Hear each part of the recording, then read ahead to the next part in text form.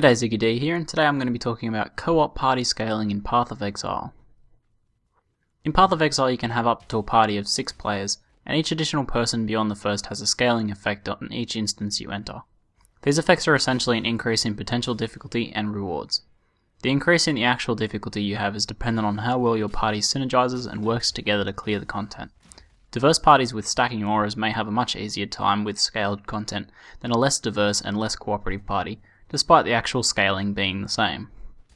The 4 things that are affected by party scaling are monster life, experience payouts, the amount of loot dropped, and the Flask charges gained. If you were primarily interested in seeing what scales and not how they do, then this is a good point for you to stop the video, because I'm now going to look at each aspect in a bit more detail. Firstly, let's take a look at monster life. For each additional player in a party beyond the first, monsters gain 50% extra life from their base. So a party with 3 will see double life monsters, while a party with 6 will see triple life monsters. I should note that for the purposes of calculating player stuns against mobs, the mob's base life is used instead of the scaled life. And now let's take a look at experience payouts.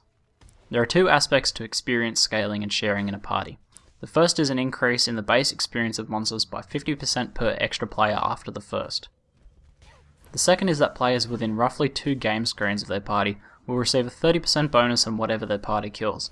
This means that you should clear content as a group, sticking together to maximize your experience gains. Now let's take a look at loot. In a party, loot is scaled by quantity at a rate of 50% plus item quantity modifier per additional player after the first. Killing a boss or opening a large chest with 6 players is going to literally fill your screen with loot. For the purposes of item rarity rolls, however, the player dealing the killing blow has their item rarity bonus used. Finally, let's take a look at Flasks. Flasks are given a bonus of 75% increase in charge recovery rate per additional player after the first.